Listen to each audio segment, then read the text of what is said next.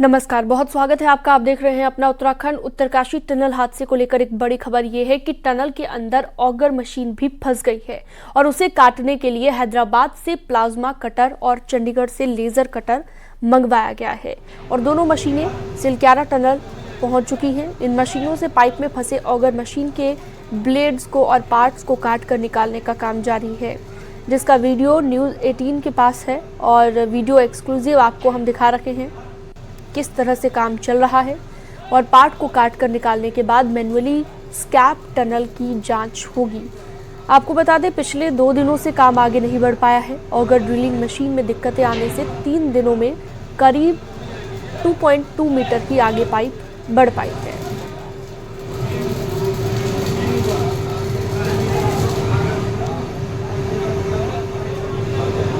तो जैसा कि हमने आपको बताया कि अभी तक 2 दिनों से काम आगे नहीं बढ़ पाया है, क्योंकि लगातार अब कोशिश ये की जा रही है मैन्युअली ही निकाला जाए सभी मजदूरों को, क्योंकि 10 मीटर का जो डिस्टेंस बाकी बचा है उसमें ऑगर मशीन फंस गई है और ऑगर मशीन के ब्लेड्स को भी काटने की कोशिश अब की जा रही है। अभी सुबह से प्लाज्मा मशीन जो हैदराबाद से आई है उसने काम करना शुरू कर दिया है और तेज़ी से कटिंग हो रही है। अब कुल 14 मीटर शेष बचा हुआ है जो आगर मशीन को काट के निकालना है। लगता है कि जल्दी ये काम हो जाएगा अगले कुछ घंटों में। उसके बाद मैनुअल काम शुरू होगा डीलिंग का।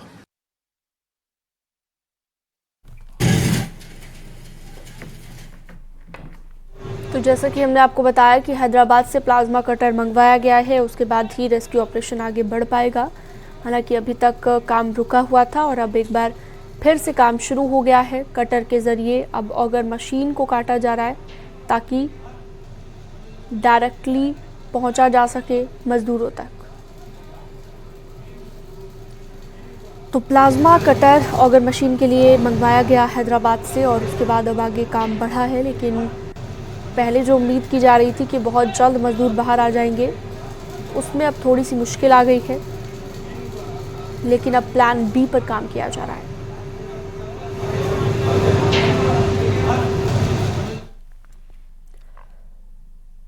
तो सिलक्यारा टनल में 41 मजदूरों को बचाने के लिए जद्दोजहद जारी है। टनल में मेन एंट्री पॉइंट के साथ अब दूसरे ऑप्शंस पर भी काम किया जा रहा है। शनिवार शाम को वर्टिकल ड्रिल का काम शुरू हो गया, जिससे एक सही ऑप्शन अब माना जा रहा है। यहां से 84 मीटर वर्टिकल ड्रिल की जा रही है, जो कि 1.2 मीटर व्यास की होगी और रात भर टनल के ऊपर चलता रहा वर्टिकल ड्रिलिंग का काम, जिसका वीडियो न्यूज़ 18 के पास है और हम आपको दिखा रहे हैं। 45 मीटर तक अभी तक ड्रिलिंग का काम किया गया था।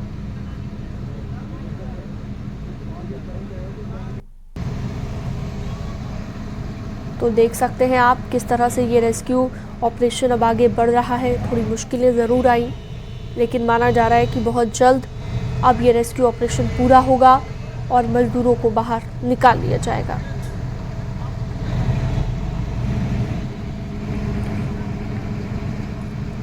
चलिए सीधा रुख करते हैं। सतेंद्र बर्तवाल हमारे साथ ग्राउंड जीरो से लाइव जुड़ चुके हैं। सतेंद्र, अभी की क्या तस्वीर है, कैसे चल रहा है अभी रेस्क्यू ऑपरेशन? क्योंकि कहा जा रहा है कि अब ऑगर मशीन जो फंस गई है अंदर, अब उसे काटकर मैन्युअली निकाला जाएगा मजदूरों को। सीनम, क्योंकि जो ऑगर मशीन पिछले 3 दिन से फंसी पड़ी है उसको काटने का जो काम है वो शुरू हो गया, क्योंकि प्लाज्मा मशीन पहुंच चुकी है और चंडीगढ़ से एक और मशीन यहां पे आई जो उस मशीन को काट रही है। अभी उसका काम बड़ी जोरों से है। उम्मीद ये जताई जा रही है कि पिछले 1 से 2 घंटे में वो काम पूरा हो जाएगा और उसके बाद उसी चूँकि जो यहाँ पे जो टनल स्टार्ट, जो ये टनल का मेन पॉइंट है, यहीं से वो रेस्क्यू का काम चल रहा था जहाँ ऑगर मशीन अंदर अभी फंसी है। और जो 800 mm का जो डाई का जो पाइप अंदर करीब 49 मीटर पहुंच चुका था, उसके अंदर एक बार फिर जो मैनुअली तरीके से वहां जो टीम जाएगी और वो ये जांच करेगी कि अब आगे किस तरीके से जो हडल्स हैं क्या वो हैं या क्या कुछ आगे हो सकता है, वो पूरा एक जांच करेगी। जांच के बाद ये आगे की प्रक्रिया शुरू होगी कि बताइए जा रहा, क्योंकि आर्मी के यहाँ पे टीम पहुँच चुकी है और आर्मी के साथ जो एक्सपर्ट की कुछ लोग जो लगातार उस, क्योंकि मात्र 10 मीटर का आगे का पैच है, उस 10 मीटर के पैच को हटाने के लिए आर्मी और जो कुछ एक्सपर्ट हैं जो टनल के अंदर काम करते हैं, टनल जो स्केप टनल है उस स्केप टनल में मैन्युअली तरीके से उसमें कटिंग की जाएगी। और अभी तक जो जानकारी ये मिल पा रही है कि जो ऑगर मशीन भी वहाँ पर रहेगी। ऑगर मशीन भले ही जो बोरिंग का काम अभी तक कर रही थी वो काम ऑगर मशीन नहीं करेगी। और अगर ऑगर मशीन केवल जो पाइप जो 800 mm का जो पाइप है उसे पुशअप का यानी उसे धक्का देकर पल्ली पार निकालने का काम करेगी। और जो कटिंग का काम होगा वो मैन्युअली तरीके से किया जाएगा। उसमें आर्मी की मदद ली गई है, उसमें एक्सपर्ट यहाँ की टीम जो यहाँ पहुँच चुकी है उसकी मदद ली जाएगी। तो ये दोनों जो टीमें मिलकर जो मैन्युअली काम करेंगे, उसके बाद जो स्पेस तैयार होगा उसको ऑगर मशीन जो पुशअप करेगी वो 800 मीटर का जो पाइप है उसको। तो ये अभी एक प्लान जो सामने आया है। दूसरा प्लान जो हम वर्टिकल ड्रिलिंग की बात लगातार कर रहे हैं, वर्टिकल ड्रिलिंग में 1.2 डायमीटर का पूरा ड्रिलिंग होनी है। लेकिन उससे पहले अभी ये जानकारी मिली है कि आरवीएनएल की टीम वर्टिकल काम करना शुरू कर दिया है और वो फिलहाल 6 mm यानी 6 mm का एक पाइप इंस्टॉल कर रही है, यानी 6 mm का एक गड्ढा तैयार कर रही है। वो करीब 25 से 30 मीटर उन्होंने गड्ढा तैयार भी कर लिया है। और उसके बाद जो SJVNL की जो टीम है जो बड़ी मशीन के साथ 1.2 डायमीटर का गड्ढा तैयार करेगी, यानी कि उससे ऊपर वर्टिकल ड्रिल करेगी। तो उसके बाद ये शुरू किया जाएगा। यानी पहले ये देखा जा रहा है कि कहीं कोई दिक्कत ना आए, कोई जो टनल में जो लोग हैं उनको कोई खतरा तो नहीं। इस खतरे को भांपने के लिए हम ये कह सकते हैं कि पहले जो छोटी टनल तैयार की जा रही है 6 mm की, और उसके बाद ही जो 1.2 डायमीटर की जो टनल बनेगी जो रेस्क्यू का काम करेगी उसको भी शुरू किया जाएगा। लेकिन ये बड़ी अभी जो दो जो प्लान है उन पे काम किया जा रहा है। सीनम बिल्कुल सत्येंद्र, जैसा कि आपने बताया कि अब दूसरे प्लान पर चूंकि काम किया जा रहा है, सामने से अब नहीं निकाला जाएगा मजदूरों को, वर्टिकल ड्रिलिंग भी हो रही है, यानी कि प्लान बी पर भी काम शुरू हो गया है। अगर हम सामने से बात करें, क्योंकि माना ये भी जा रहा है कि अगर ऑगर मशीन को काट कर वहां से आगे बढ़ा जाता है, वहां से अगर मैन्युअली निकाला जाता है मजदूरों को, तो पहले जो 10 मीटर का डिस्टेंस बाकी था, लगभग कितना डिस्टेंस रह गया होगा अब बाकी? बिल्कुल सीनम, क्योंकि वो जो डिस्टेंस है वो अभी बना है, यानी 10 मीटर का ही वो डिस्टेंस है। जब 800 mm की जो टनल का जो पाइप है वो पल्ली पार, यानी कि जो उन मजदूरों जो 41 जिंदगियां पिछले 15 दिनों से वहां फंसे उन तक पहुंचेगा। ये 10 मीटर का ही वो पूरा गैप है। और उस गैप को दूर करने के लिए यहाँ पे आर्मी की भी मदद ली गई है। एक्सपर्ट की टीम यहाँ पहुंच चुकी है। ये वही एक्सपर्ट है जो छोटी टनलें होती हैं, यानी कि छोटा स्पेस होता है, वहाँ वो मैनुअली तरीके से काम करती हैं। उनके पास जो हथियार होंगे वो मैनुअली हथियार होंगे, छोटे छोटे गैस कटर, छोटे छोटे ड्रिलिंग मशीनें। तो उसको काट काट कर वो वहां से मलबा बाहर करेंगे। और जैसे ही वो एक स्पेस तैयार करेंगे वैसे ही ऑगर मशीन पीछे से पुशअप करती रहेगी। ये अभी एक पूरा प्लान तैयार किया गया है। अब इसमें वक्त कितना लगेगा ये अभी कुछ कहना संभव नहीं है, क्योंकि मैनुअली काम करना है। आगे किस तरीके से हडल्स आते हैं, अगर सरिया आएगी तो उनसे गैस जो कटर है उससे काटा जाएगा। बड़े हडल्स आएंगे तो उनके छोटी छोटी जो मशीनें जो लोग अपने साथ एक्सपर्ट की टीम जो अंदर लेके जाएगी, तो उनसे काटना भी बड़ा आसान नहीं है। भले ये प्रक्रिया बड़ी जटिल है, लेकिन अब हर प्रकार से उन लोगों की जो अंदर जो लोग फंसे उनको बाहर निकालने के जो प्लान से वो तैयार किए जा रहे हैं। हर प्रकार के यहाँ पे युद्ध स्तर पे काम चल रहा है, क्योंकि जो उम्मीद अभी ऑगर मशीन पे थी कि पिछले 3 दिन से जो बंद पड़ी है, जिसका बड़ा कारण यह है कि लगातार वहाँ पे जो सरिया, वहाँ पे जो अंदर जो टनल के अंदर का जो सरिया जो मलबे के साथ नीचे दब गया था, वो सरिया कहीं ना कहीं अवरोध पैदा कर रहा है। उस सरिया ने अब इतना बड़ा अवरोध पैदा कर दिया है कि जो टनल के जो ऑगर मशीन के आगे के जो ब्लेड्स होती है उसने पूरी ब्लेड को अपने चुंगल में ले लिया है, जिसके कारण अब जो प्लाज्मा मशीन यहाँ पहुंची है वो उन ब्लेड्स को काट रही है। अभी जो मैनुअली, क्योंकि जब पहले यहाँ पे जब तक प्लाज्मा मशीन यहाँ पे नहीं पहुंची थी तो उनको मैनुअली काटा जा रहा था, जिनको अगर हम बात करें कल सवेरे, यानी कल सवेरे से आज सवेरे तक करीब 25 मीटर से 30 मीटर के बीच बताया जा रहा है कि उनको मैनुअली काटा गया था। लेकिन जो ब्लेड हैं वो करीब 49 मीटर तक हैं, क्योंकि 49 मीटर पर हैं, जिसको काटने के लिए यहाँ पे प्लाज्मा मशीन बुलाएगी और प्लाज्मा मशीन अब काम कर रही है और वहाँ उनको धीरे धीरे उम्मीद ये जता रही कि अगले 2 से 3 घंटे में प्लाज्मा मशीन जो कटर अंदर पहुँचे उनको पूरा बाहर निकाल लेगी और उसके बाद फिर मैनुअली तरीके से आर्मी के साथ जो एक्सपर्ट की यहाँ पे टीम आई है वो लोग अंदर जाएंगे और जो पहले जो सरिया है उसको काटेंगे, उसको बाहर लेके आएंगे। उसके बाद जितने प्रकार के हडल्स हैं या जितनी प्रकार के जो आगे का 10 मीटर का पैच है उसको मैनुअली तरीके से उसे काटेंगे और जब ये कटेगा जैसे ही जैसे वो कटेगा वैसे वैसे ऑगर मशीन से पुशअप किया जाएगा उस सब पाइप को। ऑगर मशीन का काम जो अभी तक का ड्रिलिंग का है उसको बताया जा रहा है कि अब ऑगर मशीन को ड्रिलिंग का काम नहीं दिया जाएगा क्योंकि लगातार सरिया, लोहा और कई प्रकार के जो हडल्स हैं वो सामने आ रही हैं। तो अब उम्मीद अब ये जता रही कि जो मैनुअल तरीके से काम होगा और जो वर्टिकल तरीके से काम होगा। अब ये फिलहाल ये 2 ऑप्शन अभी दिख रहे हैं, यहाँ से एक राहत की सांस मिल सकती है और जल्द से जल्द उन लोगों तक पहुँचा जाए इसके लिए हर प्रयास संभव किए जा रहे हैं। तो सतेंद्र, आप बने रहिएगा हमारे साथ। एक बड़ी खबर अपने दर्शकों को पहले बता देते हैं। सिलक्यारा टनल में रेस्क्यू प्रभावित हो सकता है, बर्फबारी से सुरंग में रेस्क्यू में देरी हो सकती है और रेस्क्यू करने वाले कर्मियों की मुश्किलें बढ़ सकती है। ये एक बड़ी खबर इस वक्त आपकी टीवी स्क्रीन पर। 2 दिन बर्फबारी का येलो अलर्ट जारी किया गया है। 27 नवंबर से उत्तराखंड में बर्फबारी का अलर्ट जारी किया गया है और इसकी वजह से माना जा रहा है कि रेस्क्यू प्रभावित हो सकता है। आज 15वां दिन है रेस्क्यू का और आज ये येलो अलर्ट जारी किया गया है। अगले 2 दिन के लिए बर्फबारी हो सकती है और इसका सीधा इफेक्ट पड़ सकता है रेस्क्यू पर। सतेंद्र बर्तवाल हमारे साथ लाइव जुड़े हुए हैं लगातार। सतेंद्र, अभी वहां पर मौसम कैसा है? एक बार तस्वीरें दिखाइएगा। अभी तो धूप खिली हुई दिखाई दे रही है, लेकिन अगले 2 दिन के लिए मौसम विभाग ने बर्फबारी का येलो अलर्ट जारी किया है।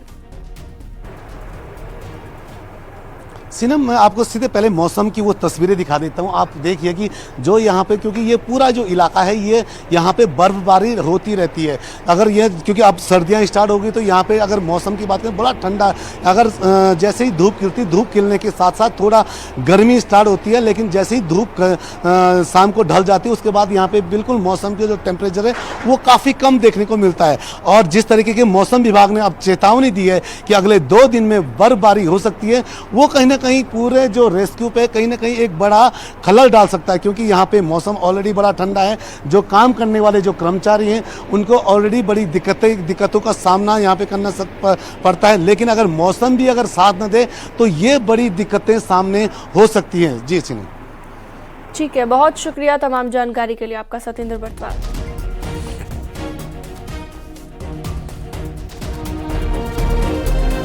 तो उत्तरकाशी टनल में फिलहाल ऑगर मशीन खराब होने से हॉरिजॉन्टल ड्रिलिंग का काम रुका हुआ है और मशीन को काटकर अब बाहर निकाला जाएगा।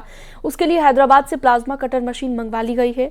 एनडीएमए के मुताबिक अभी 2 तरीके अपनाए जा रहे हैं और तीसरे को भी आजमाया जाएगा। एनडीएमए के मुताबिक ऑपरेशन लंबा खिंच सकता है, इसलिए मजदूरों का मनोबल बढ़ाया जा रहा है। उनके लिए गेम्स खेलने के लिए कुछ मोबाइल फोन अंदर भेजे गए हैं। एनडीएमए के मुताबिक आज ऑगर मशीन ठीक हो जाएगी और उसके बाद मैनुअली खुदाई करने का काम शुरू होगा। मशीन से पाइप को पुश करने का काम किया जा रहा है और कुछ वक्त इसमें लग सकता है। टनल के अंदर अब भी 41 मजदूर फंसे हुए हैं और सभी की हालत ठीक बताई गई है।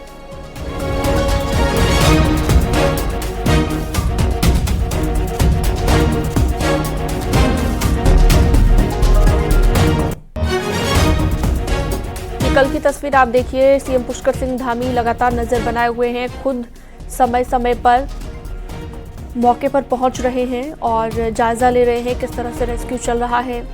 पीएम भी लगातार उनसे अपडेट ले रहे हैं। एक अस्थायी कार्यालय भी उन्होंने उत्तरकाशी में ही बना लिया है और वहीं पर मौजूद है।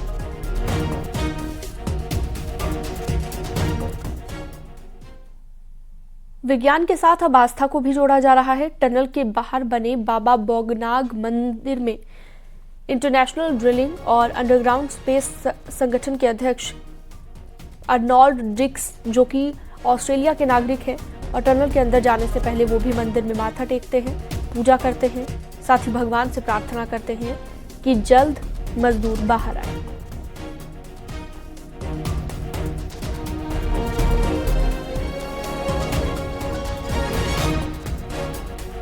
देख सकते हैं आप विज्ञान के साथ साथ आस्था की ये तस्वीर। पहाड़ी इलाकों में ये देखने को मिलता है, देवी देवताओं में काफी विश्वास किया जाता है और बाबा बौगनाथ का ये मंदिर जो कि टनल के बिल्कुल बाहर मौजूद है और टनल में जाने से पहले यहाँ पर ये ऑस्ट्रेलियाई नागरिक जो कि यहाँ पर काम में भी लगे हुए हैं, जो कि अध्यक्ष हैं अंडरग्राउंड स्पेस संगठन के। न्यूजीलैंड की टीम टनल के एग्जिट पॉइंट पर भी पहुंची। बड़कोट से 5 किलोमीटर पहले टनल खुलनी है और यहाँ पर एक ऑप्शन है अंदर जाने का। बड़कोट की तरफ से करीब 1.5 किलोमीटर तक टनल बनी हुई है, लेकिन बीच में ही करीब 500 मीटर काम होना बाकी है। अभी इस ऑप्शन पर बहुत तेजी से काम नहीं चल रहा है, क्योंकि माना जा रहा है कि मजदूरों को निकालने के लिए अगर इस तरफ से काम हुआ तो 20 से 30 दिन का और वक्त लग सकता है।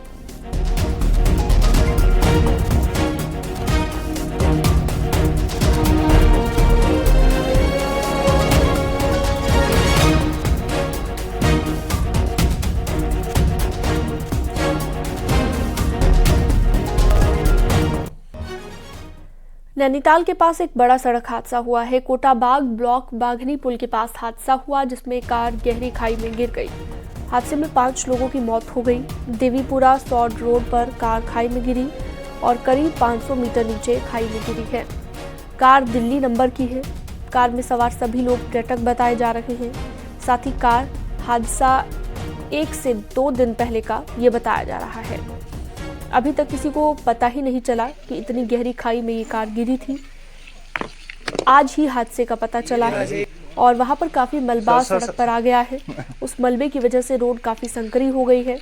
लिहाजा गांव वालों का कहना है हादसे की वजह से सड़क पर जो मलबा आया है उसे बार बार कहने पर भी साफ नहीं किया गया। देहरादून में गड्ढे वाली सड़कों का ऐसा जाल बिछा हुआ है कि बार बार खुद सीएम धामी को अधिकारियों को फटकार लगानी पड़ती है। अब बड़ा सवाल यह है कि क्या इन्वेस्टर समिट से पहले सड़कें दुरुस्त होंगी?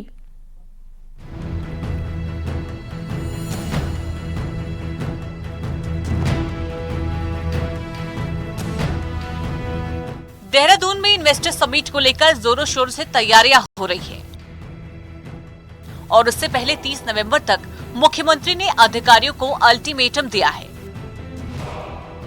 कि शहर की सड़कें गड्ढा मुक्त हो जाए। रिस्पना बिंदाल, जीएमएस रोड सहित कई जगह सड़कें चकाचक भी की गई है, लेकिन अभी भी कई ऐसे सड़कें हैं जिससे गुजरना किसी चुनौती से कम नहीं है। लेकिन ना तो नगर निगम और ना ही क्षेत्रीय विधायकों की इन पर नजर है। अब ये सड़क जब बन रही थी तो ये इतनी ही बनी है, देखिए आप, जो ये पूरा एरिया कवर भी नहीं किया गया है। और जब बरसात हो रही थी, इस वक्त बहुत ज़्यादा बरसात हुई है, बहुत पानी हुआ है, टूटा है, हमारे उधर भी जंगल में भी काफ़ी कटा हुआ है। तो ये सड़क पिछली बार भी ऐसी कुछ हुआ था यहाँ पे, तब ये इतना बनाया गया था, ये पूरा प्रॉपर नहीं बनाया गया, ढंग से नहीं बनाया गया, जिसकी वजह से कच्चा रह गया है। अब विधायकों का अपना दर्द है। उनका कहना है कि उनको काम करने में दिक्कत अधिकारियों की कार्यशैली के चलते आ रही है। मुख्यमंत्री खुद भी कई बार अधिकारियों को अल्टीमेटम दे चुके हैं। अरे मुझे जैसे आदमी को दिक्कत है, जितना एक्सपीरियंस्ड आदमी है, जो उस नगर निगम को भी जिसने चलाया, जो सरकार में भी बैठा हुआ है, 38 साल से राजनीति कर रहा है इस शहर के अंदर, क्या कुछ नहीं किया होगा मैंने 38 सालों में। मुझ जैसे आदमी को भी चीफ सेक्रेटरी और सेक्रेटरियों से उलझना पड़ रहा है, बोलना पड़ रहा है, और उसके बाद भी चीजें ठीक नहीं हो पा रही हैं, तो चला कौन रहा है इन अधिकारियों को? अब 30 नवंबर तक सड़कों का हाल कितना सुधरेगा ये तो पता नहीं, लेकिन इतना जरूर है कि पीडब्ल्यूडी नगर निगम के साथ विधायकों को भी अपने क्षेत्र की सड़कों का हाल देख लेना चाहिए। नहीं तो गाड़ियां इसी तरह हिचकोले खाती रहेंगी और इन सड़कों पर कब हादसे हो जाएंगे पता भी नहीं चलेगा। न्यूज़ 18 के लिए देहरादून से भारती सकलानी उनियाल की रिपोर्ट। और अब देखते हैं पहाड़ की 10 बड़ी खबरें फटाफट अंदाज में। कोटद्वार के जशोधरपुर इंडस्ट्रियल एरिया में स्टील फैक्ट्री में जीएसटी ने छापा मारा, 4 करोड़ की चोरी पकड़ी। बागेश्वर में हिंदूवादी संगठन के नेता पर रेप करने का आरोप लगने के बाद पूरे प्रदेश में कांग्रेस ने प्रदर्शन किया। कोटद्वार के गबर सिंह आर्मी कैंप में आज से शुरू होगी आर्मी भर्ती रैली। आईआईटी रुड़की में एलुमनाई अवार्ड सेरेमनी का आयोजन, 10 पूर्व छात्रों को अपने क्षेत्र में बेस्ट काम करने पर सम्मानित किया। अल्मोड़ा में 30 नवंबर को करोड़ों की योजनाओं का शिलान्यास और लोकार्पण। नैनीताल से सीएम धामी वर्चुअली हरी झंडी दिखाएंगे। अल्मोड़ा के आर्मी पब्लिक स्कूल में वार्षिक खेल महोत्सव मनाया गया। पदक जीतने वाले खिलाड़ियों को सम्मानित किया। काशीपुर में एक शराब व्यवसायी ने आबकारी अधिकारी के साथ अभद्रता की। कोतवाली में मामला दर्ज। बीजेपी अनुसूचित जाति मोर्चा संविधान दिवस को धूमधाम से मना रही है। 11,668 बूथों पर कार्यक्रम। विकसित भारत संकल्प यात्रा की तैयारियों को लेकर चमोली में बैठक का आयोजन। भव्य बनाने पर चर्चा। बागेश्वर में उंगिया सौराग पुल के टेंडर 2 साल पहले यहां पर जारी कर दिए गए थे, लेकिन अब तक यहां पर पुल नहीं बना है।